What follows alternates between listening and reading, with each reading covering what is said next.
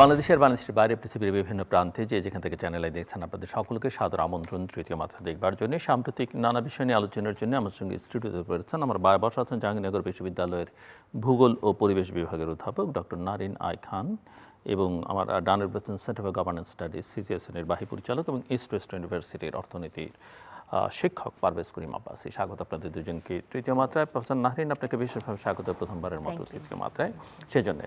এবং আপনি যেহেতু এখানে আছেন, আমি একটু বাংলাদেশ ভারত এই দুই দেশের সম্পর্ক, বিশেষ করে আমাদের নানা সমস্যার মধ্যে একটা বড় সমস্যা পানির সমস্যা। গঙ্গা যে চুক্তি সেটার শেষ হয়ে যাচ্ছে ডিসেম্বরের 12 তারিখে এবছরের। একই সঙ্গে তিস্তা নিয়ে দীর্ঘদিনের সমস্যা আছে। এই সমস্যার সমাধান কিভাবে, কবে হবে, আদৌ হবে কিনা। অনেকেই মনে করছেন যে সম্প্রতি পশ্চিমবঙ্গের যে নির্বাচন হয়ে গেল সেখানে যেহেতু কেন্দ্রে এবং পশ্চিমবঙ্গের সরকার একই, এটা হয়তো অনেকটা সহজতর হবে। সব মিলিয়ে একটু আপনার কাছ থেকে আমি শুনতে চাই। এবং পানি সংকট সমাধানের জন্য বাংলাদেশ অভ্যন্তরীণভাবে নানা রকমের পদক্ষেপ গ্রহণ করছে, খাল খননের কর্মসূচি, ওদিকে পদ্মা ব্যারেজের একটা প্রকল্প অনুমোদন হলো একটাকে। জি, ধন্যবাদ জিলুর ভাই আমাকে ডাকার জন্য। অ্যাকচুয়ালি আমরা যদি এই সুসংবাদটা দিয়ে শুরু করতে যাচ্ছিলাম যে আজকে একনেকে পাশ হয়েছে পদ্মা ব্যারেজ, এবং এটা আমাদের নিজস্ব অর্থায়নে হচ্ছে, এবং এটা হলে আপনি দেখবেন যে সেই জায়গাগুলোতে অনেক ধরনের পরিবর্তন হবে। পানি তো আসলে একটা ভাইটাল ইস্যু আমাদের সাথে ভারতের। আমরা আসলে সবসময় ভারতের সাথে কয়েকটা নদী নিয়ে কথা বলি, কিন্তু আমাদের তো 54টা নদী আছে, কিন্তু আমরা কিন্তু স্পেশালি কথা বলি 2-3টা নদী দিয়ে। সেই 54টা নদী নিয়েও আসলে কথা বলাটা খুবই জরুরি। ইলেকশনটা ভারতে যেটা হলো, দেখেন ভারতের এই ইলেকশনটা হওয়ার পরে আমাদের মধ্যে এক ধরনের শুরু হয়ে গেছে যে বিজেপি ক্ষমতায় এসছে, তাহলে সামনে আমাদের তিস্তা ব্যারেজের কি হবে, আমাদের যে রিনিউ করার একটা বিষয় আছে ডিসেম্বর মাসে, সেটা কি হবে।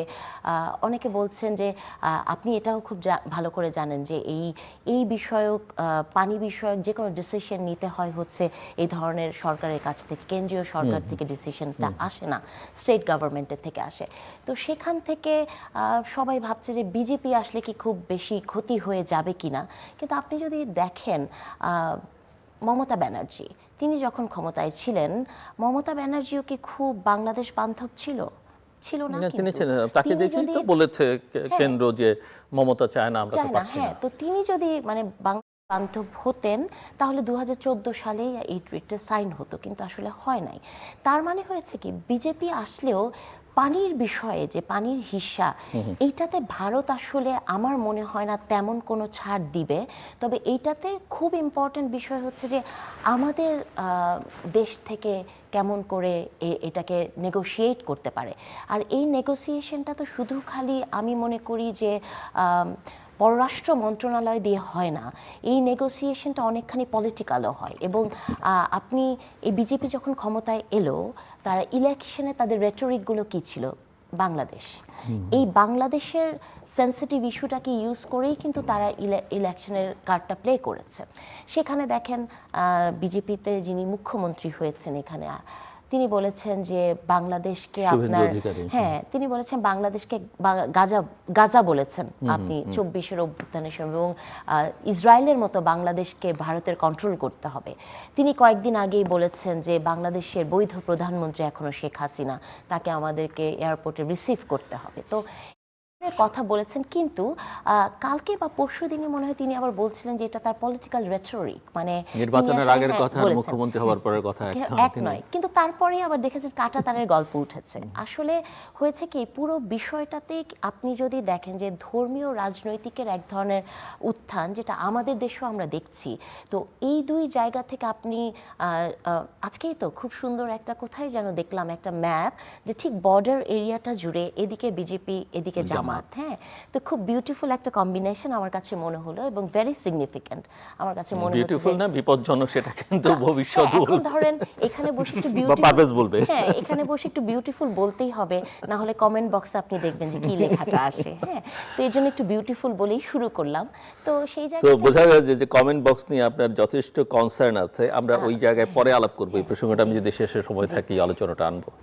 তো ওটাই আসলে বলছিলাম যে পানির ইস্যুটা তো, এবং আরেকটা কথা বলতে চাই, আমরা যে পানি ইস্যু নিয়ে অনেক কথা বলি, একটা জিনিস আমরা আবার বলি না, বাংলাদেশের সাথে ভারতের কিন্তু একটা MOU আছে যে যখনই তারা বন্যার পানি বাড়তে থাকবে এবং তাদের স্লুইস গেটগুলো খুলে দেবেন তার 14 দিন আগে বাংলাদেশকে জানাতে হয়, কিন্তু এটা তারা কোনো দিন করে নাই এবং বাংলাদেশের কোনো সরকারই এটাতে তাদের করতে বাধ্য করতে পারে নাই। তো আমি মনে করি যে পানির হিস্যার সাথে সাথে তারা যখন স্লুইস গেটটি খুলবেন সেটি জানানোর জায়গাটাও তো আমাদেরকে শক্তপোক্তভাবে করতে হবে। আর সামনে তো জানেন আগামী শনিবার হচ্ছে ফারাক্কার যে লং মার্চ হয়েছিল সেই দিবস। সো 42 দিনের না 41 দিনের জন্য চালু হয়ে যে ফারাক্কা কোনো দিন বন্ধ হয় নাই। তো বাংলাদেশকে আমি মনে করি এই সরকার যদি বলে থাকেন যে বাংলাদেশ ফার্স্ট, তাহলে এই পানির হিস্যাতে তাদের শক্তপোক্ত ভূমিকা রাখতে হবে এবং আমি মনে করি সেটা রাখার চেষ্টা চলছে। আপনি দেখেছেন যে নদী কমিশনের সাথে অনেকগুলো বৈঠক হয়ে গেছে এবং অনেক গুরুত্বপূর্ণ বিষয় নিয়ে কথাবার্তা হচ্ছে। তিস্তা ব্যারেজ একটা আলোচনার বিষয় ছিল, সেখানে রিজার্ভার হবে কি হবে না সেটা নিয়েও অনেক যুক্তিতর্ক চলছে। তো আমি বিশ্বাস করতে চাই যে বাংলাদেশ ফার্স্ট। এবং শুনেছেন যে আমাদের পররাষ্ট্র উপদেষ্টাও বলেছেন যে এই বাংলাদেশ আর সেই বাংলাদেশ নাই, তো সেই বাংলাদেশটাই আসলে দেখতে চাই। শুনবো আরো কথা আপনার কাছ থেকে, মিস্টার পারভেজ করিম আব্বাস। জি, কি নিয়ে? যে প্রসঙ্গ নিয়ে আমরা কথা বলছিলাম একই প্রসঙ্গে, আমি তো বললাম যেখানে নারিন বলছেন যে ভবিষ্যতে আমরা দেখতে পাবেন, বললাম পারভেজই হয়তো এখন বলবে ভবিষ্যৎ তো দেখুন, পরে। প্রথম জিনিসটা হচ্ছে যে প্রফেসর নারিন যেটা বলেছে ইটস কোয়াইট রাইট, যে আপনি যখন মৌলবাদী রাজনীতি করেন ওর চেহারা কিন্তু এক, এটা সবুজ রং হোক বা গেরুয়া রং হোক, ডাজেন্ট ম্যাটার। আপনি আমরা দেখেন হচ্ছে যে এবার একজন আরেকজন এখানে হচ্ছে এটা অক্সিজেন দিতে পারে। তো আমরা দেখলাম যে 2026 পশ্চিমবঙ্গে নির্বাচনের আগে বাংলাদেশের ব্যাপারে অনেক বেশি ফোকাস করা হচ্ছিল পশ্চিমবঙ্গে এবং আসামে। কেন? এইসব জায়গায় হচ্ছিল যে আপনার হচ্ছে যে ওদের ওই বিধানসভার ওদের হচ্ছে যে লোকাল যেখানে স্টেট ইলেকশনস ওটার জন্য এখানে ক্যাম্পেইনিংটা করছিল। এবং আমরা জানি যে এই বিগত 15 বছর মমতা ব্যানার্জি যেহেতু পশ্চিমবঙ্গে ছিলেন ক্ষমতায়, এবং উনি যে ইন্ডিয়া অ্যালায়েন্স যেটা করেছিলেন ওটার একটা হচ্ছে কেন্দ্রীয় নেত্রী। তো নরেন্দ্র মোদী এবং বিজেপি কংগ্রেস এবং কংগ্রেস এবং অন্যান্য রিজিনাল পার্টিস, তো নরেন্দ্র মোদী বিজেপি RSS এর জন্য একটা চ্যালেঞ্জ হিসাবে ছিল যেটা, এবং বেঙ্গলকে বলা হতো পশ্চিমবঙ্গ লাস্ট ফ্রন্টিয়ার। কারণ এখানে হচ্ছে যে বিজেপি তার গেরুয়া ঝান্ডাটা গাড়ার জন্য বহু বছর চেষ্টা করছে, এবং এইবার এবং পুরোপুরি যে চার্জ যাকে দেওয়া হয়েছে অমিত শাহ, এইবার থার্ড টাইম লাকি বলা হয়, তৃতীয়বার চেষ্টা করার পর বিজেপি এখানে ইনরোড করেছে। তো ইনরোডটা করার জন্য খুব সহজ। আমি বলছি বাংলাদেশকে কেন আনছে ওরা ওদের ঘরোয়া রাজনীতিতে। পশ্চিমবঙ্গের জনসংখ্যার 27% হচ্ছে মুসলমান, ইলেকটোরেটে তারা 30 থেকে 33% মতো।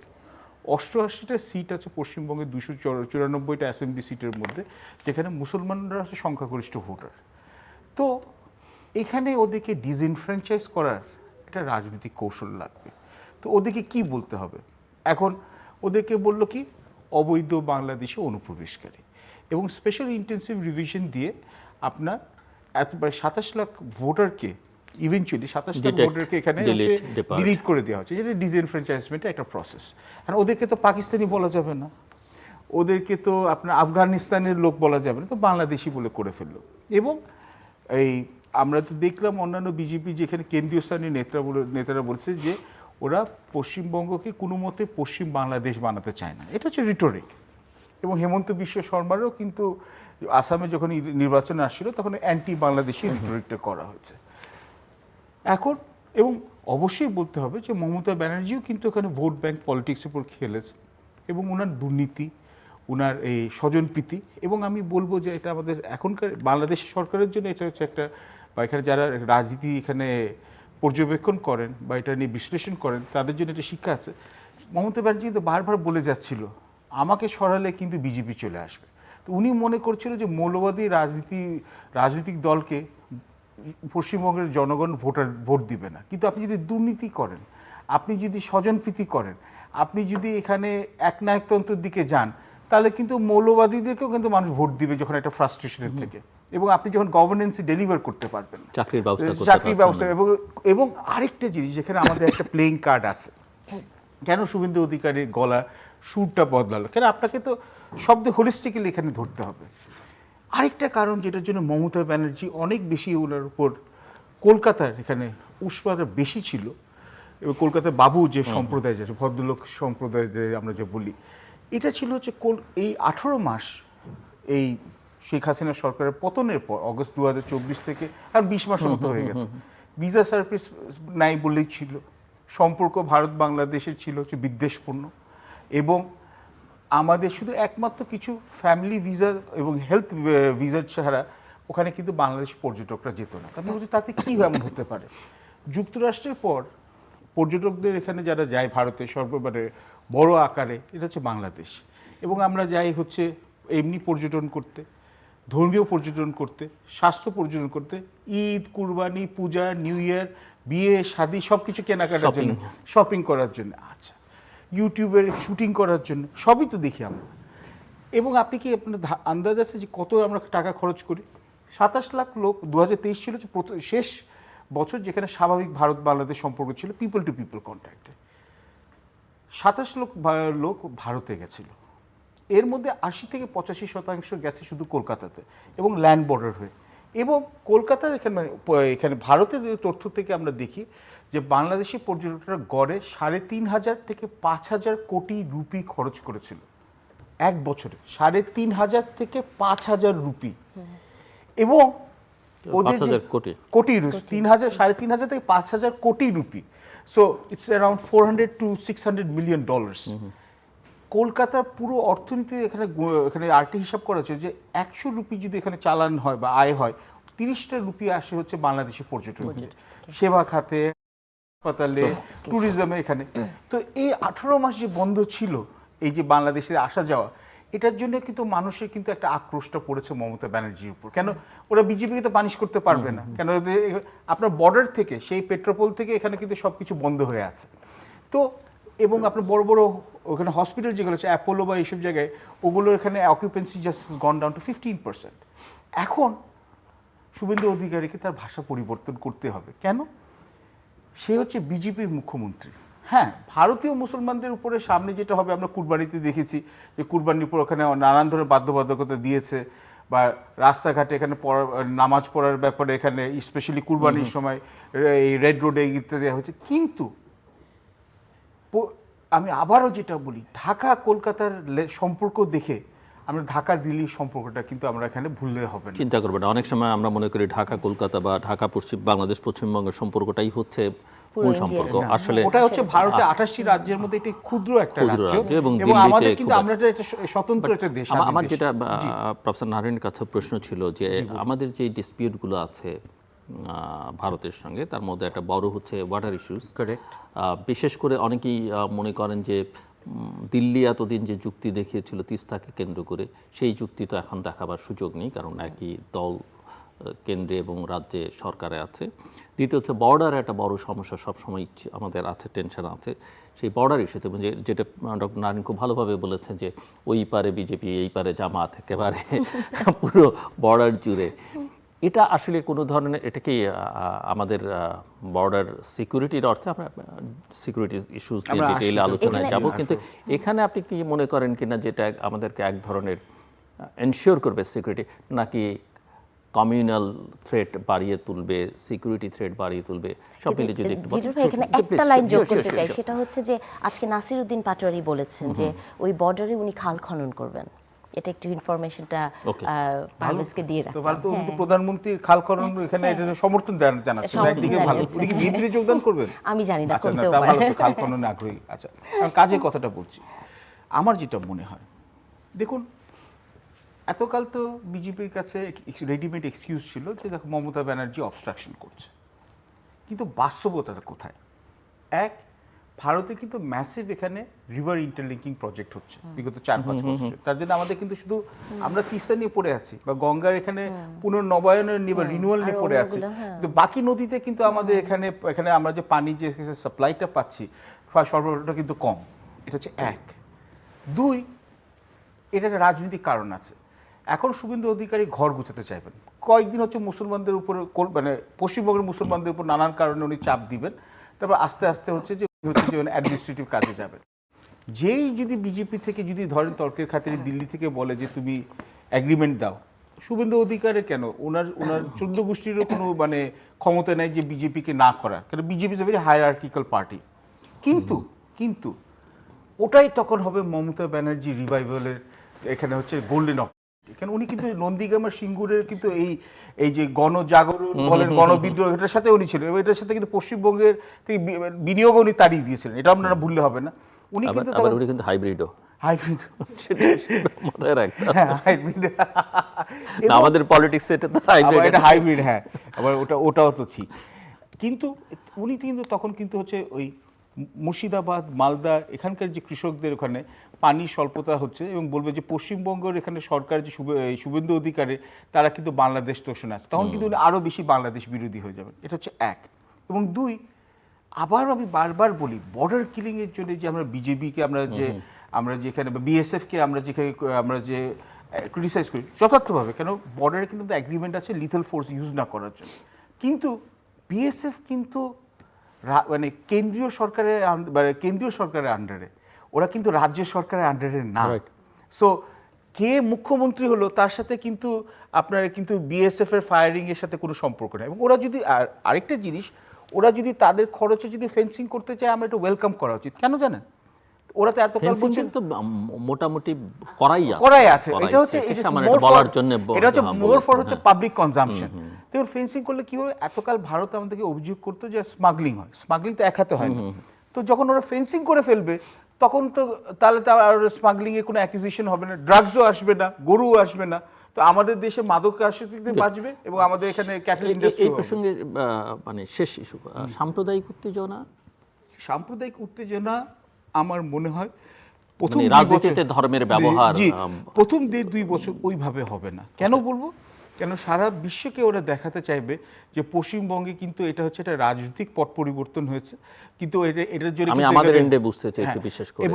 এবং আমাদের দেশে অনেকেই চাইবে যে পশ্চিমবঙ্গে কিন্তু এই সাম্প্রদায়িক সম্প্রীতি আরো বেশি এখানে বিনিষ্ট হোক, তাহলে ওখান থেকে অক্সিজেন পাবে এখানে। কেন দেখুন, ঠিক যেমন ভারতের আমাদের যেমন সীমান্তবর্তী যে রাজ্যগুলা, বিশেষত পশ্চিমবঙ্গ, ত্রিপুরা, আসাম, মেঘালয়, এরা কিন্তু সবসময় কিন্তু অ্যান্টি বাংলাদেশ কার্ড খেলে এবং আমরা কিন্তু আমাদের বর্ডার এরিয়াতে আমরা কিন্তু অ্যান্টি ইন্ডিয়া কার্ড খেলি। একজন ব্লেম গেম খেলাতে নিজেদের ঘর গুছাতে সহজ হয়। এটা হচ্ছে একটা। আর last but not the least, আমরা তো ভারতের নদী নিয়ে আমরা বলি যে পানি এশিয়া, কিন্তু আমরা কিন্তু আরেকটি জায়গায় একই সাথে আমি কিন্তু কোথাও দেখি না যে এর চেয়ে বড় আমাদের এখানে সামনে পথে একটা মানে কাটা আছে, এটা হচ্ছে চায়না। কীভাবে? চায়না টিবেতে, লোয়ার টিবেতে বিশ্বের সবচেয়ে বড় ড্যাম বানাচ্ছে, ইয়ারলাং সাংপো ড্যাম, $167 বিলিয়ন। বলে তাতে কি হয়েছে? চায়না বানাচ্ছে। চায়না থেকে যে ইয়ারলাং সাংপো নদীতে আসে সেটা অরুণাচল প্রদেশে বলে সিয়ান, এবং তারপর এটা আসামে আসে ব্রহ্মপুত্র, এবং আমাদের বাংলাদেশে আসে যমুনা হিসাবে। এবং যমুনা নদী হচ্ছে আমাদের এখানে শীতের মৌসুমে প্রায় 55% পানি দেয়। এবং ওদেরকে ঠেকানোর জন্য আবার ভারত কিন্তু আবার একটা কাউন্টার ড্যাম করছে।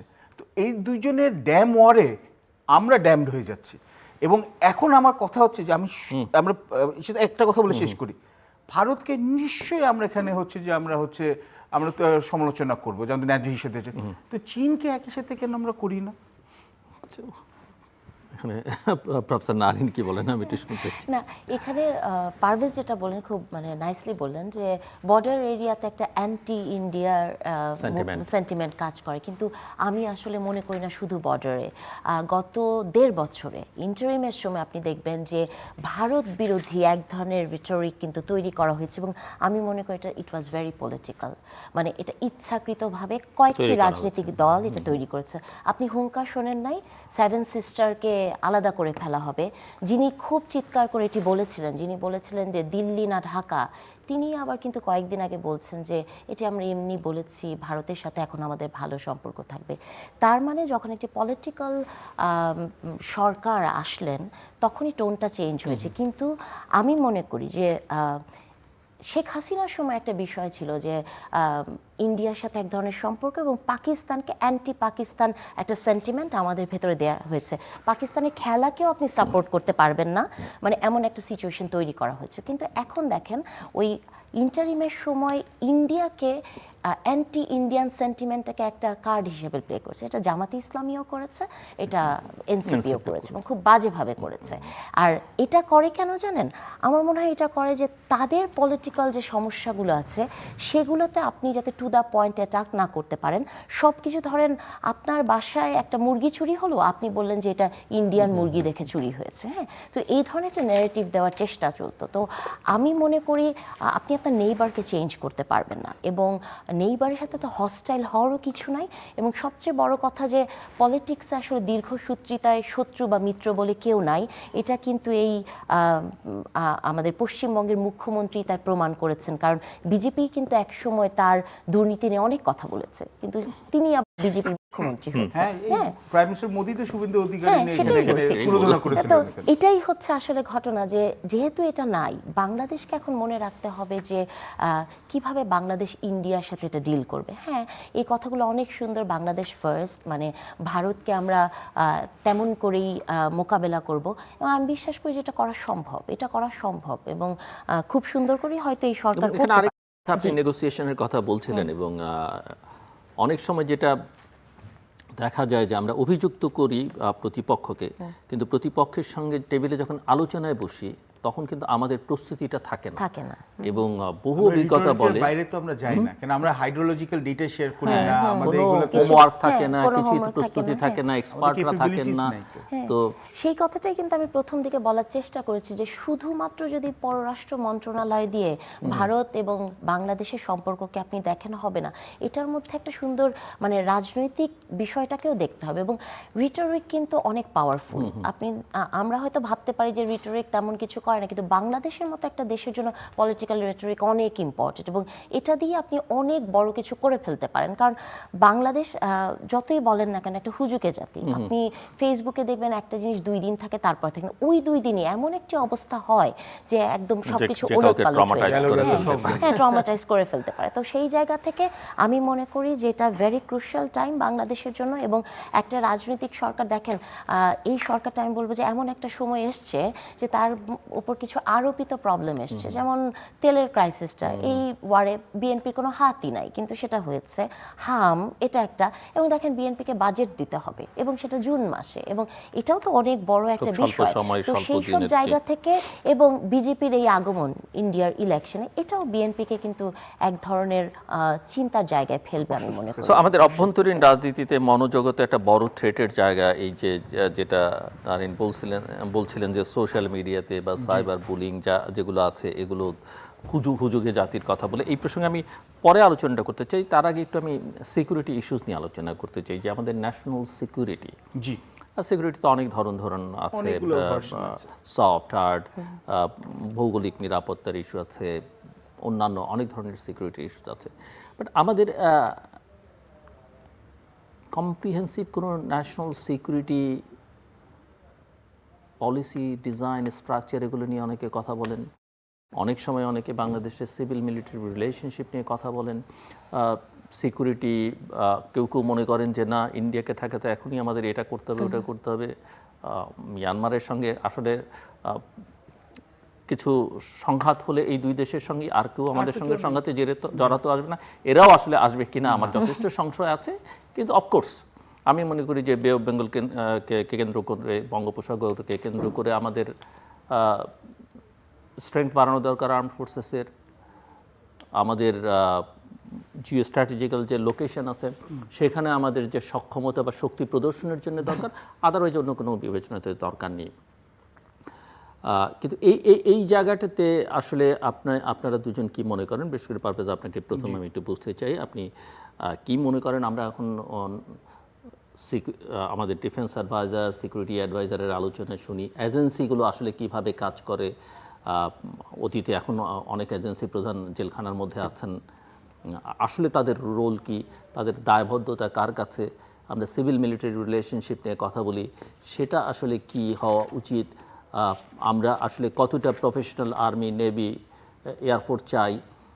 এই জায়গাগুলোতে আমি একটু আপনার, কারণ এই বিষয়গুলো হচ্ছে কি, এগুলো একটা ট্যাবও আমাদের এখানে খুব খোলামেলা আলোচনা করতে চায় না, কিন্তু অফকোর্স কিছু বিষয় আলোচনা, প্রকাশ্য আলোচনা করা যায় না, কিন্তু অধিকাংশটি করা যায় এবং করা উচিত বলে আমি মনে করি। দেশের স্বার্থে নিশ্চয়ই। আচ্ছা, প্রথমে জিল্লুর ভাই আমাকে একটু সময় দিতে হবে, এখানে এই 3 ভাগে এটাকে বলবো।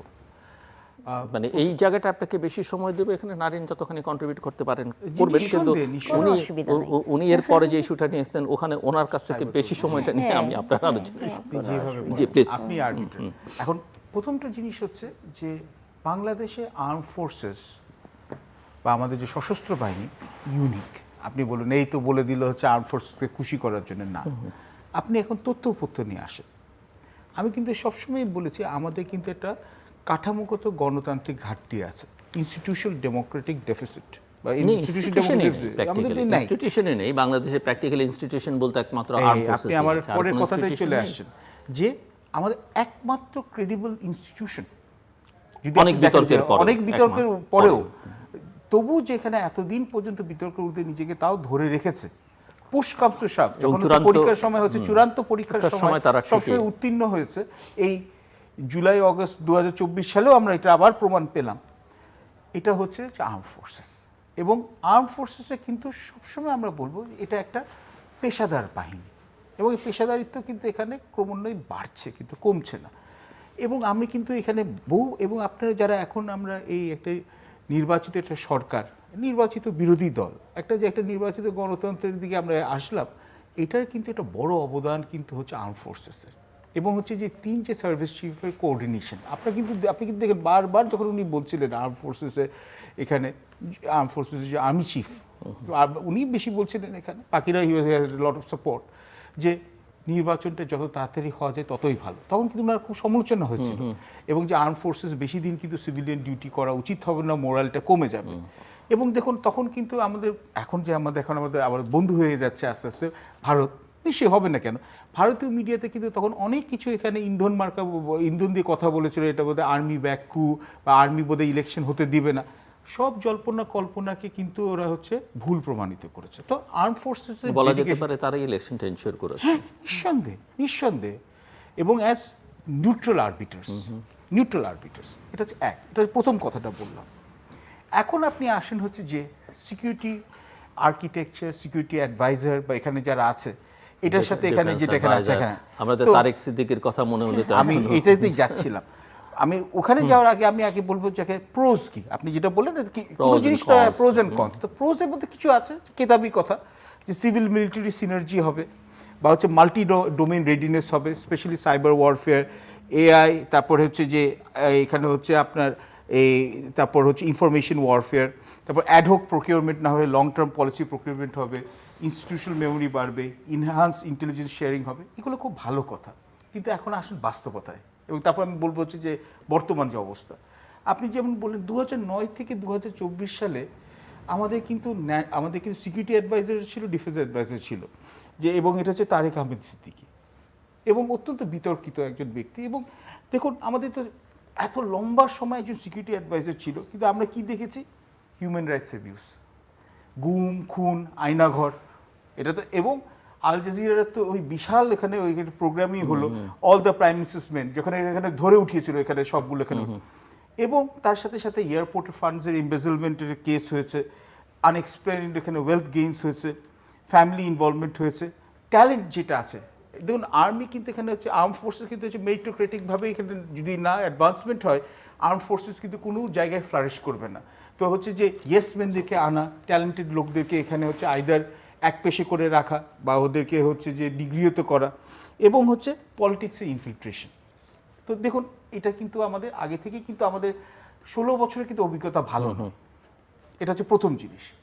তারপর আসুন ইন্টারিম গভর্নমেন্টে, এবং ওই 16 বছর আরেকটা বিষয় আছে যে ইন্টেলিজেন্স এজেন্সিগুলো নিয়ে তো প্রচুর কাহিনী। এই যে এখন ব্যাংক নিয়ে আলোচনা করি, ব্যাংক দখল থেকে প্রচুর কাহিনীতে, ইভেন আপনার এই যে জঙ্গি যে খেলা, সেটাও বাস্তবতা একেবারে নেই, ভেতরে কিছু নেই সেটা বলা যাবে না, কিন্তু যতটাকে এটা দেখানো হয়েছে, ওভারব্লোন করা হয়েছে হচ্ছে রাজনৈতিক কারণে, প্যাট্রোনাইজও করা হয়েছে, সেটাও মূলত আমাদের আর্টিফিশিয়াল এজেন্সিগুলো অনেক ক্ষেত্রে করেছে। আমি পুরো এজেন্সিকে দোষারোপ করছি না, কিন্তু এজেন্সির মধ্যে কিছুই তো কখনো দূরে কখনো এখানে- তার প্রধান, এখানে কখনো কখনো একটা অংশ এর মধ্যে যুক্ত। এবং এটা রাজনীতি সম্পৃক্ত এবং ইদানিংকালেও কেউ কেউ বলে থাকেন যে এগুলো আসলে কি এখন যে আলোচনাটা আমি হচ্ছে সেটা এখনকার করতে- আলাপে please, এখানে please, যাব। carry on. এবং না এবং এটার জন্য আমরা দেখতে পাচ্ছি যে আসলে শুধু একটা পদবি বা আর্কিটেকচারের নাম করে খুব বেশি কিন্তু সুখকর অভিজ্ঞতা হয় নাই।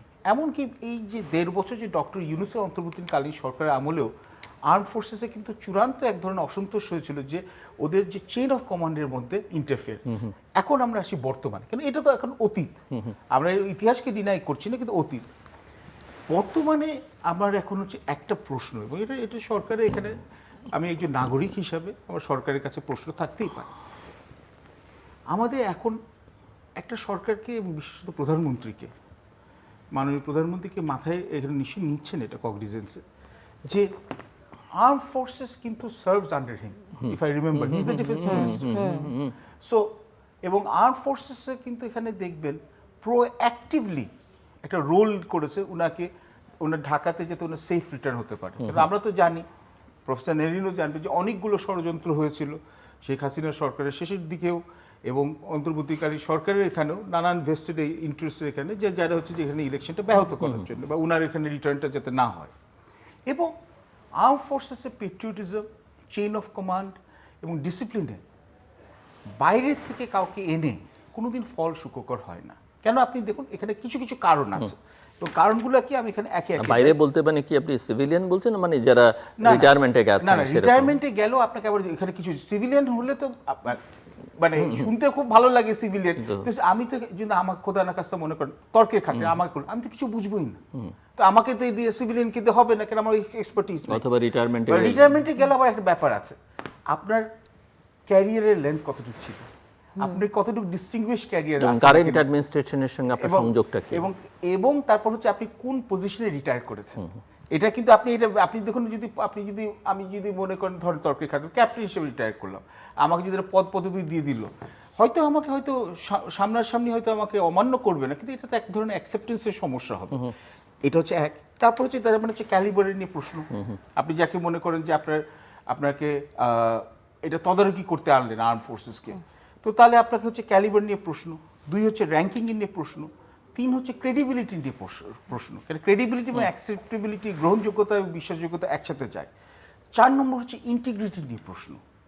দেখুন ইন্টিগ্রিটিও একটা বিশাল প্রভাব, কারণ আর্ম ফোর্সেস একটা প্রফেশনাল একটা ইউনিট, কয়েকজন মানে হচ্ছে রটেন মানুষের জন্য, পলিটিসাইজেশনের জন্য পুরো আর্ম ফোর্সেসের দায়বদ্ধতা নিতে পারে না, বা কয়েকজন হচ্ছে যে জার্নালিস্ট বা কয়েকজন শিক্ষকের জন্য পুরো কমিউনিটিকে কিন্তু আমরা দোষারোপ করতে পারবো না। ঠিক তেমনি তার ইন্টিগ্রিটি, ফিনান্সিয়াল ইন্টিগ্রিটি আছে নাকি না, বা তার মনে করুন তার পরিবারের বাকিরা যারা আছে তারা কি কোনো ধরনের এখানে হচ্ছে আনএথিক্যাল কন্ডাক্টের সাথে অ্যাফিলিয়েটেড আছে নাকি না, বা আনবিকামিং এখানে একটা কন্ডাক্টের সাথে আছে নাকি না, সোশ্যাল মিডিয়া এটিকেট জানা আছে নাকি না, এগুলো কিন্তু প্রশ্ন দাঁড়ায় বিজনেসের সাথে। কেন তখন তো হচ্ছে যে তখন আপনার সমস্যা হবে যে তখন বিজনেস ইন্টারেস্টটা হলে তখন কিন্তু সরকার একটা প্যারালাল চেইন অফ কমান্ড হয়ে যায়। সমস্যা হচ্ছে এখানে আপনার তখন হচ্ছে শুনুন, আর্ম ফোর্সেসের যেখানে আর্ম ফোর্সেস চিফ, তার সরাসরি direct line of command with his boss থাকবে, which is the honourable prime minister, who happens to be also the defence minister. এখানে মাঝখানে যদি এখানে আপনার যদি আরেকটা লেয়ার আসে, এটা আমি ভুল হতে পারি, তো একটা বা দুটো লেয়ার যদি চলে আসে, তখন কি হয়, অনেক জিনিসগুলো কিন্তু এখানে যে ইমার্জেন্সিতে যেসব জিনিসগুলো এখানে ওনার প্রাইম মিনিস্টার অ্যাটেনশনে আসা উচিত / ডিফেন্স মিনিস্টার, ওটা হতে কিন্তু দেরি হয়। অনেক জিনিস যেটা অ্যাকচুয়াল থ্রেট, ওটাকে কিন্তু এটাকে আমি বলি ট্রিভিয়ালাইজ করে দেওয়া হয়, আর ছোট ছোট জিনিসকে ম্যাগনিফাই করা হয়, এবং এটা একটা অল্টারনেট পাওয়ার সেন্টারও খুলে যায়। এটাও কিন্তু এখানে একটা ব্যাপার। এবং তখন কিন্তু আপনি যদি জানেন যে আপনার এখানে আপনার আর্ম ফোর্সেস এখানে চিফকে বা এখানে ওনারা আন্ডারে সার্ভ করছেন, কিন্তু আপনি তো যদি আপনি চেইন অফ কমান্ড না মানেন, তাহলে তো আর্ম ফোর্স ডিসিপ্লিন ভেঙে যাবে, এবং আর্ম ফোর্সেসও এখানে হচ্ছে এক ধরনের একটা ডিমোটিভেশনে ভুগবে।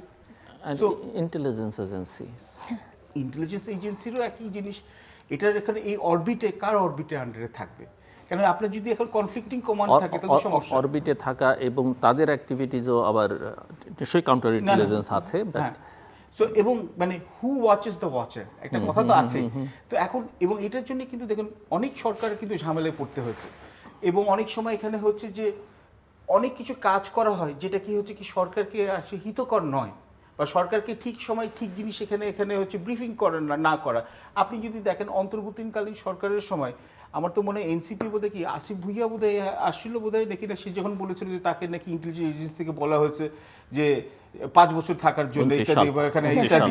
তো তাহলে এখন হচ্ছে এটা নিয়ে আমি জানি না সরকারের আরো বেশি ইনভেস্টিগেট করেছে। তো আমি coming back to the issue, ইংরেজিতে একটা কথা আছে, don't fix anything that is in broken. যে জিনিসটা ভাঙেই নাই সেটাকে জোড়াতালি দেওয়ার তো দরকার নেই। এবং সমস্যা হচ্ছে আর্ম ফোর্সেসের মতো ভাইটাল একটা ইউনিটের এখানে কিন্তু ইন্টারমিডিয়েট বেশি কিন্তু অ্যাড করা উচিত মনে হয় না। অন পেপার অনেক কিছু শুনতে খুব ভালো লাগে, আমি বলবো যে অন পেপার, আমি কিন্তু বলছি না যে ন্যাশনাল সিকিউরিটি আর্কিটেকচার বা এগুলো দরকার নেই, কিন্তু আপনার আবার আবার আরেকটা জিনিসও মনে রাখতে হবে, যাদেরকে আমি এনে বসাচ্ছি তাদের কি থরো সিকিউরিটি চেক হচ্ছে নাকি না, তারা আবার অন্য জায়গা থেকে এখানে হচ্ছে অ্যালাইন্ড আছে নাকি না, যেটা হচ্ছে বা গভর্নমেন্টের পজিশনের সাথে কন্ট্রাডিক্টরি নাকি না, এইসব জিনিসগুলো কিন্তু মাথায় রাখতে হবে। কেন national security is of Paramount importance, এবং এটার সাথে হচ্ছে যে আর্ম ফোর্সেস এবং হচ্ছে ইলেক্টেড গভর্নমেন্টের সবসময় obviously arm forces serves at the pleasure of the elected government, but ওটার মধ্যে একটা পার্টনারশিপ থাকতে হবে based on mutual respect. Thank you professor Khan. হ্যাঁ, আমি জাস্ট পারভেজ যে কথাগুলো বলছে উনি যেহেতু সিকিউরিটি এক্সপার্ট, বাট আমি একটা সাধারণ মানুষের চোখে বলতে চাই, আমি জানি না জিল্লুর ভাই আপনি মনে করতে পারেন কিনা, আমাদের শৈশবের সময় রাস্তায় একটা আর্মি বের হলে সবাই দৌড়ে ঘরের ভিতর চলে যেত। আর্মির কেন মানে তার যে জায়গাটা ছিল এটা কি করে নষ্ট হলো, এই প্রশ্নটা আমাদের করতে হবে। আপনি এখন দেখবেন যে আর্মিকে কিন্তু ইভেন আপনি দেখেছেন যে আর্মি রাস্তায় নেমেছে, মানুষ সরে যায় না। এই সিচুয়েশনটা যে তৈরি হয়েছে এটাকে প্রশ্ন করতে হবে। এবং এই যে পারভেজ একটা কমপ্লেক্স সিচুয়েশনকে এক্সপ্লেইন করলো, আমি মনে করি যে এই প্রশ্নটা আমাদের করতে হবে যে ইন্টেলিজেন্সের কথা বললেন, আর্মির ভেতরে আবার শ্যাডো আর্মি আছে কিনা সেটার কথা বললেন। এনটিএমসি নিয়ে কি আমরা এখন কথা বলি না? আপনি কি জানেন না আপনার টেলিফোনে আড়ি পাতে কিনা? মানে এনটিএমসির মতো একটি বিতর্কিত, মানে হয়তো দরকার হতে পারে, কিন্তু আমরা এই ঘোষণাটি শুনতে চাই যে আমার এবং আপনার টেলিফোনে আর কখনো আড়ি পাতা হয় না। আমরা এটা শুনতে চাই, মানে আপনি গত 17 বছরই বলবো, মানে আর্মির অভিজ্ঞতা তো আমাদের 17 বছর থেকেই শুরু হয়েছে। বেগম খালেদা জিয়ার মাইনুল রোডের বাড়িটা ভেঙে মানে কি করা হয়েছে, আর্মিদের জন্য 4-5,000 স্কোয়ার ফিটের ফ্ল্যাট দেওয়া হয়েছে, এবং আর্মিতে ওই সময় প্রচুর ব্রিগেডিয়ার হয়েছেন, তাদেরকে ওই বাসাগুলোতে থাকতে দেওয়া হয়েছে। তো এই বিষয়গুলো যে আর্মির ভেতরে হয়েছে, অথবা পৃথিবীর কোনো দেশের আর্মি, আমি জানি না হয়তো পাকিস্তানে থাকতে পারে, কিন্তু কোনো দেশের আর্মি কি কনস্ট্রাকশন বিজনেসের সাথে জড়িত আমি আসলে জানি না। হ্যাঁ, তো তার মানে যে কথাগুলো পারভেজ বলছিল ওনার বিশ্লেষণটা খুব কমপ্লেক্স জায়গা থেকে, কিন্তু আমি সাধারণ মানুষ মনে করি আমি সেই আর্মি দেখতে চাই, প্রফেশনাল আর্মি যাকে দেখলে সত্যি মানে আর্মি কেন সব সময় রাস্তায় বের হবে না, হঠাৎ আসবে এবং সেটা আমাদের মনোজগতে একটা নাড়া দিয়ে যাবে, সেই রকম আর্মি দেখতে চাই। আর সিকিউরিটির কথা যদি বলি, এখানে একটা প্রসঙ্গ আনতেই চাই, যেমন রোহিঙ্গা ইস্যুটা। আপনি দেখেছেন যে পশ্চিমবঙ্গে ইলেকশনের পরেই আমরা কিন্তু সবাই চিন্তা করছি যে পুশ-ইন হবে কিনা, এটা আমাদের একটা কনসার্ন। এবং আপনি দেখেছেন পশ্চিমবঙ্গে আছে 91 লক্ষ এবং হিমন্ত সাহেবের কাছে আছে হচ্ছে 19 লক্ষ, মোটামুটি 1 কোটির একটা ধাক্কা, হয়তো 1 কোটি আসবে না। কিন্তু রোহিঙ্গা ইস্যুতে কি হয়েছে? রোহিঙ্গা ইস্যুতে আমরা বাইলেটারাল দেখেছি, মাল্টিলেটারাল দেখেছি, স্যাংশন দেখেছি, অনেক কিছু শুনেছি, কাজ কি হয়েছে? হয় নাই কিন্তু। এবং আপনি যদি এই ধরনের ইনলিগাল মাইগ্রেশনকে, রোহিঙ্গা বিষয়ক হাই রিপ্রেজেন্টেটিভ ইভেন অন্তর্বর্তীকালীন সরকার পর্যন্ত বলেছিলেন যে ঈদ করতে চলে যাবে, পরের ঈদে গিয়ে আমাদের দেখতে হবে, কিন্তু সেই ঈদ বের হয়ে আরো কত ঈদ আসলো। এবং এই জায়গা থেকে আপনি দেখেন যে রোহিঙ্গা ইস্যুতে আপনি যদি মালয়েশিয়ার দিকে দেখেন, আপনি যদি থাইল্যান্ডে দেখেন, তাদের কিন্তু ইললিগাল মাইগ্রেন্টকে তারা এমনভাবে ইউজ করছে যে তাদের জিডিপির 4% কিন্তু সেখান থেকে আসে, কিন্তু আমাদের মতো দেশের তো এটা সক্ষমতা নাই। তাহলে বাংলাদেশের আর্মিকে আমাদের যেটা করতে হবে, এবং আরেকটা কথা পারভেজ বলেছেন যে আর্মিতে যারা আছেন যে তাদের পরিবারের কাউকে মানে আনএথিক্যাল কোনো কিছুর সাথে জড়িত কিনা। আমরা আর্মি চিফ দেখেছি একজনকে, তার পরিবারের খবর আমরা জানি। আমরা এই মুহূর্তে অনেক আর্মি অফিসারকে জানি যাদের স্ত্রীরা হয়তো রাজনীতির সাথে জড়িত, যেটা হওয়ার কথা না। তাহলে এগুলোকেও আমাদের প্রশ্ন করতে হবে। আমি এটা মনে করি যে একটা সাধারণ মানুষের জায়গা থেকে এটা খুব গুরুত্বপূর্ণ। পারভেজ এই জায়গায় আর কিছু যোগ করবেন? শুধু একটা জিনিস, আরেকটা জিনিস যেটা হচ্ছে যে ধরুন আমাকে একজন অ্যাডভাইজার বানালেন আর্ম ফোর্সেসে কোনো একটা রিলেটেড বা সিকিউরিটি কম্পোনেন্ট, আপনি আমাকে বানালেন, তা আমি এখন আপনার সাথে আমার খুব নৈকট্য আছে, আপনি আমাকে নানান কারণে স্নেহ করেন, ভালোবাসেন, আমিও আপনার জন্য করি, কিন্তু সমস্যা হচ্ছে আমি আপনার সম্পর্কটা ওয়েপনাইজ করছি এবং অন্য জায়গায় ইউজ করছি for personal gain, for financial gains.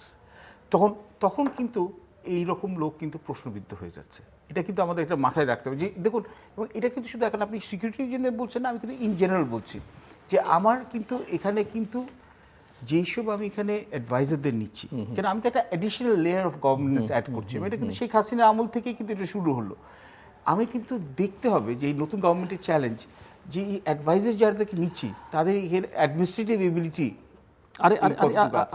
আরেকটা প্রসঙ্গে যেহেতু আমরা ফরেন রিলেশনস নিয়ে, ডিপ্লোমেসি নিয়ে আলোচনা করি, অনেক সময় দেখা যায় যে আর্মিতে কাউকে যখন রাখা যাচ্ছে না নানা কারণে, এমনকি ডিসিপ্লিন ভঙ্গের অভিযোগেও, কিংবা আমরা যদি ইন্টারিম গভর্নমেন্টের সময় দেখি যে আর্মি চিফকে সরিয়ে দিয়ে কেউ আর্মি চিফ করার চেষ্টা হচ্ছে, নানা সমস্যা তাদেরকে সরিয়ে দিয়ে সেখান থেকে ফরেন মিনিস্ট্রিতে পাঠিয়ে দেওয়া হচ্ছে, এবং তারপরে তারা কখনো না কখনো বিভিন্ন দেশের রাষ্ট্রদূত হচ্ছেন। এটা কি আসলে কাঙ্ক্ষিত, বাঞ্ছনীয় কিনা?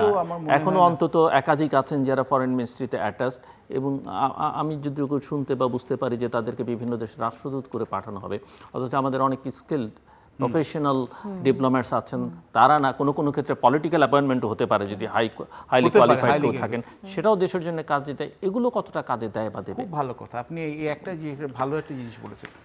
খোদ প্রধানমন্ত্রী নিজেও তো ভুক্তভোগী, কেন 111 অনেক কুশীলভ আমরা দেখলাম যে একটা গোল্ডেন হ্যান্ডশেক হিসাবে কিন্তু অ্যাম্বাসেডর হিসেবে শেখ হাসিনা সরকারের আমলে তাদেরকে পাঠিয়ে দেওয়া হয়েছিল, এবং নির্বিঘ্নে ওখানে ছিল, চুক্তি বারবার রিনিউ করা হয়েছে। এবং তার জন্য তাহলে আপনি দেখেন যারা আর্ম ফোর্সেসের মধ্যে যারা ট্রুলি প্রফেশনাল, যারা আসলে পেশাদারী, যারা দেশকে ভালোবাসে, যারা নির্বাচিত, যারা সরকারের যে সব লেটার অফ দ্য ল কাজ করে। আমি মনে করি ডিফেন্স অ্যাডভাইজার প্রত্যেকটা দেশেই যেতে পারে, বা কাভার্ড পজিশনে অনেকেই যেতে পারে, কিন্তু অ্যাম্বাসেডর লেভেলে আমি মনে করি না কাউকে শাস্তি হিসেবে ওখানে পাঠিয়ে দেওয়ার দরকার আছে। তাহলে তো ওনারা যারা এখানে যে কেপেবল আর্ম ফোর্সেস অফিসার্স, যারা ডিসিপ্লিনে গেছেন, যারা কোনোদিন শৃঙ্খলা ভাঙেন নাই, তাদের ক্ষেত্রের জন্য তো এটা হচ্ছে এটা নেগেটিভ একটা ইনসেন্টিভ, যে আমি যদি আমার দায়িত্ব করি তাহলে আমি রিটায়ার করবো, ঠিক আছে, আর আমি যদি আমার দায়িত্বটা যদি ঠিক মতো না করি, কিন্তু আমি যদি আমার দরকারের চেয়ে বেশি কাজ করি, তাহলে পানিশমেন্ট হিসেবে আমাকে অ্যাম্বাসেডরশিপ পাওয়া যাবে। এটা তো একটা ইনসেন্টিভ স্কিম, তো এটা হিসেবে তো কাজ করতে পারেন। এবং যেটা খুবই খারাপ জিনিস যে আমাদের পররাষ্ট্র মন্ত্রণালয়ের সাথে আর্ম ফোর্সেসের একটা দূরত্ব সৃষ্টি করা। এবং আপনি দেখুন, আপনি পাকিস্তানকে নিয়ে যত সমালোচনা করেন, এই যে যুক্তরাষ্ট্রের যে এখানে অত্যন্ত, আমি কি বলি, মার্কিউরিয়াল, যেটা বাংলায় লুজলি ট্রান্সলেটেড হয় প্রেসিডেন্ট ডোনাল্ড ট্রাম্প, খামখেয়ালি প্রেসিডেন্ট ডোনাল্ড ট্রাম্পের আমলে তাকে বসে আনার মতো, বা তাকে মানে অফেন্সিভ চার্মে ইউজ করে, পিআর ফার্ম করে এখানে এমপ্লয় করে প্রাইম মিনিস্টার শাহবাজ শরীফ, আসিম মুনি, যে টেম্পোরারিলি যে এখন Pakistan has become a very important ally once more with the US. Favourite general হচ্ছে আপনার ফিল্ড মার্শাল আসিম মুনির, কারণ ফিল্ড মার্শালের খেতাব। এটা একটা কারণ হচ্ছে ওদের ওয়ার্ল্ড ক্লাস যে ফরেন মিনিস্ট্রি এবং আর্ম ফোর্স একসাথে কাজ করে। তো আপনার পদবির যে চেয়েও বেশি যেটা দরকারি হচ্ছে কোঅর্ডিনেশন। জি, থ্যাংক ইউ।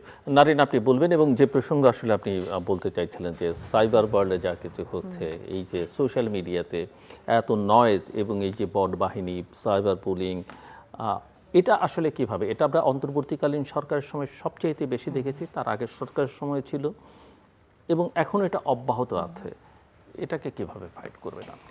এটাকে আমি মনে করি যে লুর ভাই এই সময়ে ভেরি ইম্পর্টেন্ট, একটা সরকারকে ইন্টারভিন করতে হবে। এটা এখন যে জায়গায় চলে গেছে, সরকার আবার ইন্টারভেন করলে অনেক সময় সেটা ওইটা ইন্টারভেন করার নামে অনেক সময় দেখা যায় যে মানুষের স্বাধীনতা, বাক স্বাধীনতা, সেগুলোকে বাক স্বাধীনতা মানে কিন্তু যা খুশি তাই বলতে পারে না। আমি জানি এটা তো আসলে বাংলাদেশের মানুষকে বোঝানো খুবই জরুরি। এবং আমি মনে করি হামের যেমন অবস্থা হয়েছে, সাইবার বুলিংয়েরও সেম অবস্থা হয়েছে, এবং ইন্টারিমের সময় সবচেয়ে ভালনারেবল অবস্থায় ছিল এটা। এই সাইবার বুলিংকে মানে এটা এমন একটা জায়গায় গেছে, আমি সরকারকে ইন্টারভিন করতে বলছি এই কারণে যে এটা একটু সেল করা দরকার, এবং একটি দৃশ্যমান শাস্তি দেওয়া দরকার। আমি একটা বয়ান এখন জারি রাখতে চাই। আমি মনে করি এটা আমি সব জায়গাতে বলবো যে সুইসাইড করাকে যিনি প্রভোকেট করেন তাকে কিন্তু আইনগতভাবে শাস্তি দেওয়া হয়। সো সাইবার বুলিং করার জন্য আমাদের পরিচিত কিছু মুখ আছে যারা সোশ্যাল মিডিয়াতে ইনস্টিগেট করে নারীর বিরুদ্ধে অশালীন কথা বলার জন্য। আপনি প্রচুর সুশীলকে দেখবেন, আমি নাম ধরে ধরে বলতে পারি, যে তারা হয়তো করবে কি আমাদের মতো মেয়েদের যাদের বয়ান তাদের পছন্দ না, তাদের ছবি দিয়ে একটা খুব সুন্দর একটি কথা লিখে দিবে, তারপর তার কমেন্ট বক্সটা ওপেন রাখে, তারপরে যে অকথ্য ভাষায় গালাগালি হয়, তার মানে আমাকে ধরেই নিতে হবে যে তারা ইচ্ছে করে এই সাইবার বুলিংকে ইনস্টিগেট করে, তাদেরকেও আইডেন্টিফাই করতে হবে। এখন এই ধরেন আজকে আমি এখানে কথা বলছি, সেই জায়গাটা আমার আছে, কিন্তু এন্ড অফ দি ডে আমিও একটা মানুষ। বা যে গার্মেন্টসের মেয়েটি সকালবেলা বাসার থেকে বের হয়, তার ট্রমা আমরা কেউ জানি না। বা জাইমা রহমান বলেন, আপনি হয়তো বলতে পারেন হ্যাঁ জাইমা রহমানের কথা অনেক হচ্ছে এই মুহূর্তে, কিন্তু জাইমা রহমানের যে স্টোরি, নাহরিনের সেই স্টোরি, গার্মেন্টসের মেয়েটিরও একই স্টোরি, হয়তো কোনোটা বর্ণিল কোনোটা বিবর্ণ, কিন্তু একই কিন্তু স্টোরি। তো আমি খুবই শক্তভাবে মনে করি যে এখন আর সেই সময় নাই যে আপনি যে মানুষকে বোঝাবেন বা বলবেন। এখন আমি দেখলাম যে ইলেকশনের পরে একটু মাত্রা কমেছে, কিন্তু একটা জিনিস খুব সিগনিফিক্যান্ট এই মুহূর্তে, আগে তো খুব বটবাহিনী করতো, এখন একদম রিয়েল অ্যাকাউন্ট থেকেও কিছু কিছু করা হচ্ছে। তো আপনি শেখ হাসিনার সময় দেখেছেন যে আইপি অ্যাড্রেস দেখে বাসার থেকে ধরে নিয়ে গেছে। এটা কি খুব করে সম্ভব না যে যারা এই হেট স্পিচগুলো ছড়ায় তাদেরকে ধরা? ক্যানাডার মতো একটি দেশ, আমরা তাদেরকে বলি যে ফ্রিডম অফ স্পিচ, তারা তাদের সংসদে এই হেট স্পিচের এগেনস্টে বিল পাশ করেছে। তো নারীর প্রতি সহিংসতায় এই কথাটাও সব জায়গায়, নারীর তো এখন বাচ্চাদের ওই যে 11 বছরের একটা বিয়ের আপনি দেখেন, 11 বছর। এবং সবচেয়ে ইন্টারেস্টিং বিষয়টা কি জানেন, যে আমরা ধর্ম এবং তারপরে এই ধরনের লাঞ্ছনাকে একই দাঁড়িপাল্লায় মেপে ফেলি দেখেই কিন্তু আপনি রাজনীতিকীকরণ করি আমরা ধর্ষণকে, এই কারণে বিচারের মাত্রাটা কিন্তু অন্য জায়গায় চলে যায়। আপনার মনে আছে পার্লামেন্টে কয়েকদিন আগে যেটা বলছিলেন যে সরকার যখন এই ধরনের কোনো পদক্ষেপ নেয় তখন সেটাকে বলা হয় যে এটা কি সরকার কোনোভাবে দমন করার চেষ্টা করছে। একজন নারীকে ধরা হয়েছিল সংসদে, জামাতের আমির নিজের মুখে বলেছেন যে উনি আমাদের বোন। আপনি যদি জামাতের আমিরের বোনের ফেসবুক অ্যাকাউন্টটি দেখেন, শামা ওয়েদ আপাকে লিখেছে, আমি দেখলাম আমাকে নিয়েও লিখেছে, এবং এত অশ্লীল ভাষায়, এবং জাইমা রহমানকে নিয়ে লিখেছে। তাহলে তিনি যখন সংসদে বলেন যে উনি ওনার বোন, ওনারা তো কোনোদিন স্বীকার করতেন না যে ওনাদের কোনো বট বাহিনী আছে। আমি জানতে চাই যে উনার বোনের এগেইনস্টে উনি কি কোনো দলীয় সিদ্ধান্ত নিয়েছেন? যদি বোনই হয়, অন্যায় করলে বোনকেও তো শাস্তি দিতে হবে, কিন্তু যিনি বোন বললেন, তারপর আরেকটি ঘটনা দেখবেন যে একটা পারিবারিক কলহ, কোনো একটা বিয়ে প্রেমের ঘটনা ছিল, জামাতের আমির ওই বাড়িতে যেয়ে বললেন যে মা বোনরা নিরাপদ না এই সরকারের হাতে, উনি মাপ চাইলেন। কিন্তু 11 বছরের একটা মেয়ে যখন মাদ্রাসায় পড়ে এবং সে যখন প্রেগনেন্ট হয়, সেটা নিয়ে কি আপনি কোনো কথা শুনেছেন? তার মানে মহিলা মাদ্রাসাগুলোতে, নারী মাদ্রাসাগুলোতে কি হয় সেটা আমাদেরকে প্রশ্ন তুলতে হবে। ধর্ষণ কি শুধু খালি মেয়েরা হয়? ছেলে বাচ্চারা কি ধর্ষণ হয় না? সেটা নিয়ে কেন আমরা কথা বলতে পারবো না? তার মানে ধর্ষণ কে করলো, তার রাজনৈতিক পরিচয়, তার ধর্মীয় পরিচয়টা আপনার কাছে বড় হয়ে যায়, কিন্তু তার অপরাধটা আপনার কাছে বড় হয় না। এই ঠিক একইভাবে চাঁদাবাজকে আপনি দলীয় একটা জায়গায় নিয়ে যাচ্ছেন, কিন্তু চাঁদাবাজি যে করছে তাকে আপনি চাঁদাবাজ বলছেন না, দলীয় পরিচয়টাই মুখ্য হয়ে যাচ্ছে। তো নারীর ক্ষেত্রে আমি মনে করি যে এখন আর বসে থাকার সময় নাই, এখানে কথা বলতে হবে। নারীর এই বিষয় নিয়ে আমরা ভবিষ্যতে আলোচনা করব, আমার হাতে খুব আর সময় নেই বললেই চলে। আমি জাস্ট আরেকটা প্রসঙ্গ, এই যে বয়ান, বুলিং, নানান কিছু আমরা বলছি, এগুলো আমরা গত কয়েক বছর ধরে, বিশেষ করে গত 1.5 বছর বা 2 বছর ধরে তো বলাই যেতে পারে যে এটা বাইরে থেকে কেউ কেউ এইগুলোকে কি বলবো প্রমোট করছেন, হ্যামিলিনের বাসিওয়ালারা আছেন, এবং শুধু এই সব ক্ষেত্রে না, নানা ক্ষেত্রে তারা করছেন। তাদের বিরুদ্ধে কোনো ব্যবস্থা কেউ নিচ্ছেন না, যেহেতু দেশের বাইরে থাকে তারা। এবং বলা যেতে পারে বিগত সরকার তো তাদের সঙ্গে এক ধরনের ভালো সম্পর্কের মধ্যেই ছিল। তারা মাঝে মাঝে অবশ্য নিজেদের অবস্থানও পরিবর্তন করেন, সবাইকে খুশি রাখার চেষ্টা করেন, সেটা আমরা দেখি। আমি যখন অনেক ডিপ্লোম্যাটের সঙ্গে বা যেসব দেশে তারা অবস্থান করেন তাদের সঙ্গে কথা বলেছি, তারা তখন বলেছেন যে তাদের বিরুদ্ধে তো তারা আসলে ওখানে কোনো ব্যবস্থা নিতে পারে না যতক্ষণ না পর্যন্ত বাংলাদেশ গভর্নমেন্ট কিছু একটা বলছে। বলছেন এই জন্যই তো আমি প্রথমে শুরুই করলাম যে সরকারকে এই পদক্ষেপটা নিতে হবে, এবং এই জন্যই আমি শুরু করলাম যে অনেক সুশীল আছেন যারা সুন্দর কথাই বলছেন কিন্তু কমেন্ট বক্সটা ওপেন রাখে, তো এদেরকে আইডেন্টিফাই করতে হবে, এবং সেটা দেশের বাইরে হোক দেশের ভেতরে হোক। নারীর প্রতি সহিংসতা, আজকে প্রধানমন্ত্রী বলেছেন, ওনার একটা সরল স্বীকারোক্তি ছিল গতকালকে যে দুর্নীতিতে জিরো টলারেন্স আসলে হয় না, কিন্তু আমি মনে করি নারীর প্রতি সহিংসতায় সাইবার বুলিংয়ে জিরো টলারেন্স দেখাতেই হবে।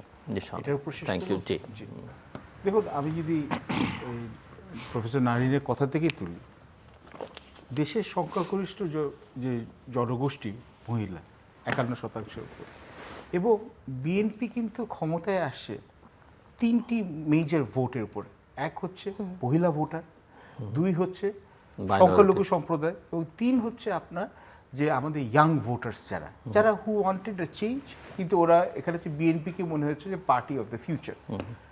এখন বিএনপির দায়বদ্ধতা আছে, বিএনপির সরকারের দায়বদ্ধতা আছে, এবং বিএনপি আর সরকারের না, দেশের প্রধানমন্ত্রীর দায়বদ্ধতা আছে নারীদের জন্য শক্ত হস্তে এগুলোকে দমন করা, এবং দলীয় আইডেন্টিটির এখানে না, বিএনপি হোক, জামাত হোক, এবং নারীদের এখানে যে কেউ হোক, এটা হচ্ছে মেয়েদের জন্য, যে দেশ মেয়েদের জন্য নিরাপদ যদি না করতে পারে সে দেশের ভবিষ্যৎ নাই। তো সুতরাং যেহেতু আমাদের প্রধানমন্ত্রী এখানে দেখিয়েছেন যে নারীদের প্রতি ওনার একটা সহনশীলতা আছে, আন্ডারস্ট্যান্ডিং অ্যান্ড সেন্সিটিভিটি, ওনার কথাগুলা এবং ওনার মাইন্ডসেটটা যাতে অ্যাকশনে যাতে এখানে কনভার্টেড হয় এবং এটা যাতে ইমপ্লিমেন্টেড হয়, তাহলে আমি বলবো যে যারা মহিলা ভোটাররা যারা ওনাকে বিএনপির জন্য ওভারওয়েলমিংলি ভোট করেছে তাদের হয়ে এখানে হচ্ছে একটা হচ্ছে রিটার্ন আসবে। এখানে আমি একটা লাইন শুধু যোগ করতে চাই যে বিএনপিকে এটা করতেই হবে। কেন করতে হবে? বিকজ রাজনীতির মাঠে এখন যে কয়টা রাজনৈতিক দল আছে, বিএনপি একমাত্র রাজনৈতিক দল যিনি নারী নেতৃত্বের মধ্যে দিয়ে গেছে, এবং নারী নেতৃত্ব একসেপ্ট করার মতো ক্ষমতা বিএনপির আছে। তো বিএনপি যদি নারীদের জন্য না করেন তাহলে কে করবে? আমি বিশ্বাস করি বিএনপিকেই হতে হবে সবচেয়ে নারী বান্ধব সরকার। দর্শক, অনুষ্ঠানের শেষ প্রান্তে আমরা সামাজিক যোগাযোগ মাধ্যম ফেসবুক, এক্স এবং ইউটিউবে তৃতীয় মাত্রা লাইভ স্ট্রিম হচ্ছে, আপনারা দেখতে পারেন। টেলিভিশনের পর্দায় দেখতে না পারলে যে কোনো সময় যে কোনো স্থান থেকে ইউটিউবে তৃতীয় মাত্রা চ্যানেলটি সাবস্ক্রাইব করে এই পর্ব বা পুরনো পর্বগুলো আপনারা দেখতে পারেন। মিস্টার পারভেজ করিম আব্বাসী এবং প্রফেসর নারিনী আই খান, অসংখ্য ধন্যবাদ এই আলোচনা অংশ নেবার জন্য। দর্শক, অনেকগুলো বিষয় নিয়ে আমরা আলোচনা করেছি, তার মধ্যে ভারত বাংলাদেশ সম্পর্ক, রোহিঙ্গা ইস্যু, নানা। এখানে আসলে অন্যকে আমরা দোষ দিতে পারবো, আমাদের সক্ষমতা বৃদ্ধি করতে হবে, যেখানে যাকে কাজে লাগাবার, অর্থাৎ যথাযথ জায়গায় যথাযথ মানুষটিকে আমাদের বসাতে হবে। সেটা যদি আমরা না করতে পারি, আমরা আসলে এই বিতর্ক করতে পারবো, নতুন নতুন বয়ান তৈরি করতে পারবো, কিন্তু ফলাফলটা আসলে আমাদের অনুকূলে আনতে পারবো না। আমরা আলোচনা এটাও করেছি যে আমাদের দেশে আসলে আমরা প্রতিষ্ঠান গড়ে তুলতে পারিনি, প্রতিষ্ঠানগুলোকে ধ্বংস করেছি, মূল্যবোধকে ধ্বংস করেছি। এগুলোকে আবার গড়ে তুলবার দিকে মনোযোগ দিতে হবে। বহুদিন পরে বাংলাদেশে একটা নির্বাচিত সরকার, সেই নির্বাচিত সরকারের দায়িত্ব অনেক, পারবেন কি পারবেন না সেটা নির্ভর করবে আসলে তাদের উপরে। এখানে পলিটিক্যাল উইলটা অনেক বড় বিষয়। এবং যে প্রতিষ্ঠান আছে তার মধ্যে একটা প্রতিষ্ঠান হচ্ছে আমাদের সশস্ত্র বাহিনী, অর্থাৎ সেনাবাহিনী, নৌবাহিনী, বিমান বাহিনী। এগুলোকে প্রফেশনালি গড়বার জন্যে যথেষ্ট পরিমাণে মনোযোগ দেওয়া দরকার। আমরা এখন পর্যন্ত যেটা দেখেছি যে সরকার প্রধানের সঙ্গে 3 বাহিনীর প্রধানের সম্পর্কটা এবং এই বাহিনীগুলোর সঙ্গে তার সম্পর্কটা অনেক প্রফেশনাল এবং ইতিবাচক, কিন্তু এর মধ্যে কিছু কিছু ব্যত্যয় বিচ্যুতি লক্ষণীয় বা পুরনো ধারার পুনরাবৃত্তি দেখা যায়। সেগুলো আসলে শেষ পর্যন্ত কাজে দেয় কিনা, এবং বাংলাদেশের মতো একটা ছোট্ট দেশে এত প্রশাসন, এত মাথাভারী প্রশাসন, যেখানে বিভিন্ন সময় জনপ্রশাসনের জন্য, সংস্কারের জন্য যেসব কমিশন করা হচ্ছে সেগুলো কমিয়ে আনার কথা বলা হচ্ছে লোকবল সহ অন্যান্য জায়গায়, সেখানে আমরা নানা নামে নানান জনকে পুনর্বাসিত করবার যে চেষ্টা, সেটা আসলে কতটা প্রয়োজনীয় এবং সেটা আসলে পেশাদারিত্বের ক্ষেত্রে কতটা ইতিবাচক ভূমিকা রাখে সেটা বিবেচনার দাবি রাখে। ধর্মভিত্তিক রাজনীতি যে কোনো দেশেই থাকতে পারে, সব দেশেই কম বেশি আছে, কিন্তু মূল প্রবণতা সেটা কিনা সেটা নিয়ে একটা বড় প্রশ্ন। আর সবচেয়ে বড় প্রশ্ন হচ্ছে যে বাংলাদেশের যে চেতনা নিয়ে জন্ম হয়েছে, যে আকাঙ্ক্ষা নিয়ে বাংলাদেশ জন্ম হয়েছে, সেখানে এই রাজনীতির সুযোগটা নেই। বাংলাদেশ অবশ্যই এটি মুসলিম প্রধান দেশ, এখানকার মানুষ ধর্মপ্রাণ, কিন্তু পলিটিক্যাল ইসলাম এবং ট্র্যাডিশনাল ইসলামের মধ্যে একটা বড় পার্থক্য আছে, সেটা আমাদের মাথায় রাখতে হবে। ধর্মকে কেন্দ্র করে যে রাজনৈতিক ব্যবসা, সেটা আসলে করতে দেবার কোনো সুযোগ নেই। এটা ইতিমধ্যেই বিশেষ করে গত 1.5-2 বছরে বাংলাদেশকে অনেক ক্ষতিগ্রস্ত করেছে, এটাকে আর কোনোভাবেই বাড়তে দেওয়া যাবে না। এখানে এই ধর্মভিত্তিক রাজনীতির সঙ্গে বা রাজনীতির নামে নারীর প্রতি যে আচরণ, যে নারী আমাদের জনসংখ্যার অর্ধেকের বেশি, ভোটার প্রায় 1% কম, কিন্তু সমান সমান বলা যায়, তাদের প্রতি যে আচরণ, শুধু এই বিবেচনা থেকে, কোনো বিবেচনা থেকেই এটা কোনোভাবেই গ্রহণযোগ্য নয়। এই আচরণ যে শুধু নারীর সঙ্গে তারা করছেন, যারা করছেন তা না, পুরুষদের সঙ্গে হচ্ছে, কিন্তু নারীদের প্রতি এই আচরণটা বদলাতে হবে। জিরো টলারেন্স আপনি দুর্নীতির ক্ষেত্রে বলতে পারেন, অন্যান্য অনেক ক্ষেত্রে বলতে পারেন, কিন্তু আমি মনে করি বাংলাদেশে দুটো ক্ষেত্রে জিরো টলারেন্স দেখাবার সুযোগ আছে এবং সেটা এই সরকার করতে পারে, কারণ অতীতে তার একটা রেকর্ড আছে। একসময় আপনাদের স্মরণ থাকবার কথা যে মেয়েদেরকে কিছু হলে মেয়েদের মুখের উপরে এসিড ছুঁড়ে মারা হতো, সেটা কিন্তু বিএনপি যখন ক্ষমতায় ছিল তারা কিন্তু আইন করে একেবারে বন্ধ হচ্ছে। এখন কিন্তু সেটা শুনবেন না আপনি। কাজেই নারীর প্রতি যে কোনো অশোভন আচরণ, ধর্ষণ, নির্যাতন, যাই বলে না কেন, এই বিষয়ে জিরো টলারেন্স। এবং একই সঙ্গে মাদক বাংলাদেশের আরেকটা সমস্যা, এক্ষেত্রে আমি মনে করি সরকারের অত্যন্ত কঠোর হবার প্রয়োজনীয়তা রয়েছে এবং দরকারও আছে। আমাদের সঙ্গে থাকবার জন্য অসংখ্য ধন্যবাদ। আপনাদের সবার জন্য শুভকামনা।